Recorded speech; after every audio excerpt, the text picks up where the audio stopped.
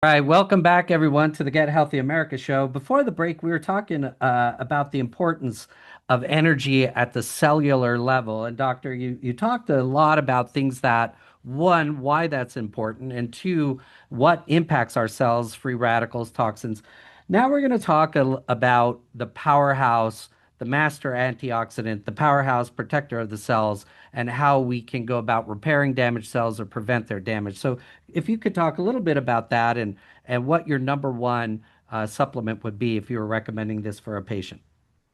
So glutathione, I talk a lot about glutathione. It's the master antioxidant, and it is the one in terms of protecting your mitochondria. So when you're exposed to these toxins, the glutathione is so key to capturing those toxins and preventing them from causing damage to the mitochondria, the membranes around the mitochondria, which then leads to compromised energy production. So glutathione is key. It's the master antioxidant. It protects the mitochondria. It detoxifies toxins and it preserves those what's called cellular energy pathways. So that is number one. I created the glutathione vitamin G pixie sticks for that purpose, right? So creating glutathione in a way that tastes good and is absorbed by your body. So clinically proven to boost blood levels of actual glutathione. So it's getting to where it needs to go for real. And that's super important when it comes to glutathione.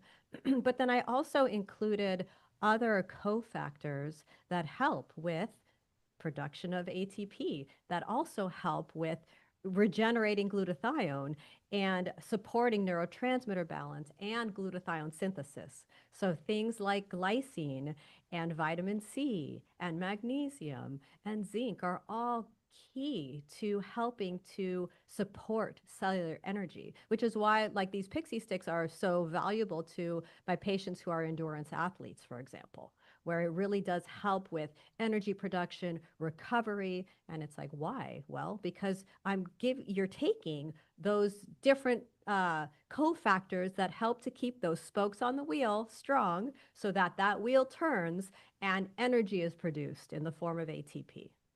Let me ask you about glutathione. So, is that produced naturally in the body or is that external to the body?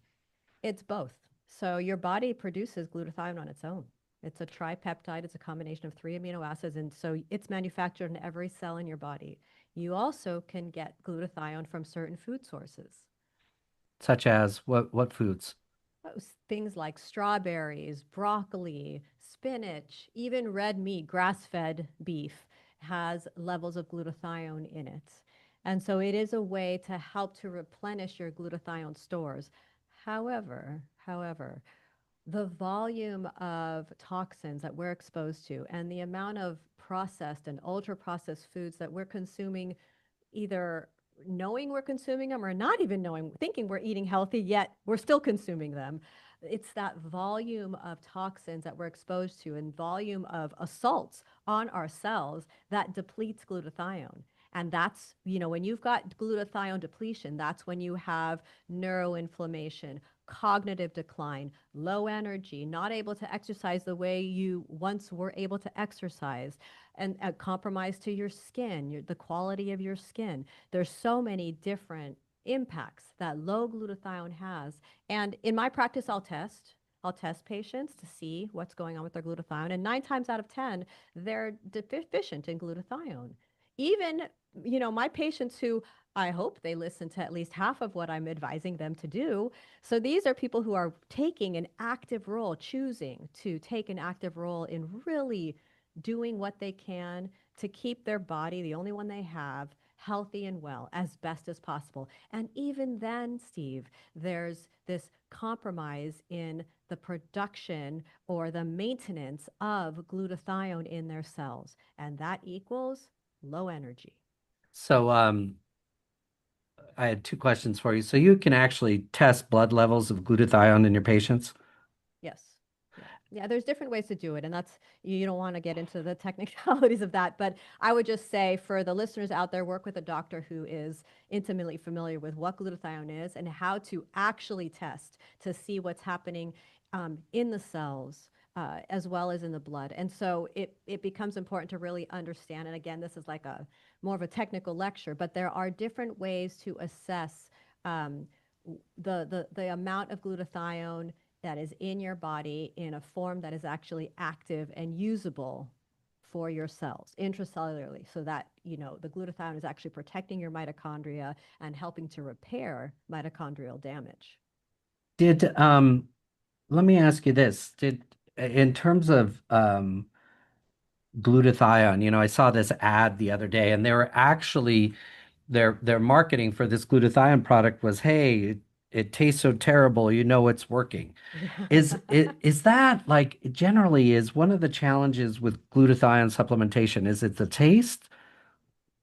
Yeah, glutathione tastes gross. I mean, on its own, it tastes horrible. Animals like it. They'll if I'm working on a new formula with glutathione, I'll have just the actual raw material in my hand, and my dogs will just lick it right off my hand. They have no problem with it. I have a horse. My daughter has a horse. I feed my daughter's horse glutathione. He has no problem just taking it. Like, no issue.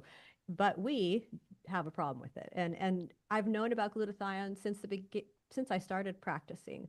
And the biggest challenge I found over the years was I couldn't get, well, I knew it was what a patient needed, whether it was because they had an autoimmune condition, they had excess inflammation, they were concerned about foggy thinking, having, cognitive decline, they had a family history of Alzheimer's disease, things like that, other neurological issues.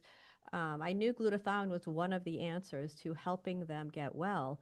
And so I would give them glutathione in what's called a liposomal form, because that was a form that was more bioavailable. So it actually would get into the cells where it needed to do its job. But it tasted bad, or it had to be refrigerated. And I couldn't get patients to stay on the glutathione. And if you're not taking it, it's not working. I can give you all the research in the world, but if you don't enjoy taking it, you're not going to take it. And you're not going to take it long term. You may take it for a few weeks. But glutathione is something you need every day. You need it Right. every day. And because you're being exposed to toxins every day, your body is using up its own glutathione reserves every second of every day. And so that's why I created the glutathione pixie sticks. It was a way to solve a problem I saw in my own practice with my own patients, even with one of my dear family members, one of my nephews who has autism. I was like, how do we get glutathione into him? You can inject it. You can take it in IV form. There are issues with that, and we can get into that. But I wanted a way where people could take glutathione daily, and it would taste good, and it would just help on a day-to-day basis to replenish what the body needs to help heal itself, and that's really what it's about. But before we go to the next segment, I wanted to touch a little bit about something called brain-derived neurotropic factor. So sorry, one more big term there. BDNF. But anybody who is interested in health and well-being, you may come across this term, BDNF. So we know exercise improves BDNF levels. What does that mean?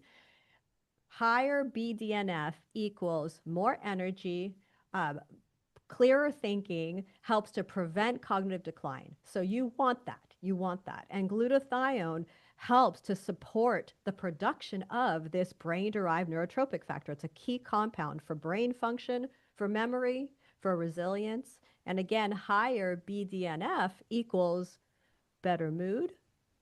Steve, you could use that sometimes. Ha ha ha. Sharper cognition and an improved stress response. So it's very, very important. And the research, if you want to get into the research, there are quite a few studies that prove that elevated glutathione levels are directly linked with increased BDNF and lower neuroinflammation. So you So really let can think of glutathione as the power grid stabilizer. Without it, your energy flickers. With it, you have a clean, steady current of energy. so what going back to BDNF, like how do people take glutathione and then people to regulate mood take a Prozac, different things. How do these things differ? With doing things that improve BDNF, you're really going to treating the cause, truly treating the cause of why you are depressed or anxious. It's why we all know exercise. There's tons of research on how exercise can be as effective as Prozac if you do it consistently at treating depression, right? The main reason is because exercise improves levels of BDNF. And so it lowers what's called neuroinflammation, brain inflammation, improves mood. Well, glutathione is another thing you can take. And I would say definitely exercise, that's foundational, and take glutathione to naturally boost BDNF levels. Your body knows how to use glutathione. Prozac is not made in your body. So nobody is suffering from a Prozac deficiency. And by the way, there is a time and place for the psychiatric medication. So I am not saying that those are not ever useful. There are situations where they can be very important, used situationally. What I'm talking about, what I'm most interested in, is what can our listeners do? What can you do day to day to take action to support what your body already does? Your body is innately wise. Your body already knows that glutathione helps to optimize BDNF levels. So, working with your body to improve things that are naturally occurring, that are linked to a better mood, just overall improved health and well being, improved cognition. Where can people get this vitamin G Best Daily Ever Pixie Stick? So you can go to bestdailyever.com. So bestdailyever.com is where the glutathione pixie sticks are found. And again, I design these pixie sticks to be safe for people to take on a day-to-day basis. I always say with any nutritional supplements, run it by a qualified healthcare practitioner who's familiar with the use of dietary supplements to make sure it is best for you. And so, based on your medical history and whatnot. But these were designed to be accessible to kids and adults alike. All right. Well, after the break, we'll head on to the next section, and I'm looking forward to this section for sure.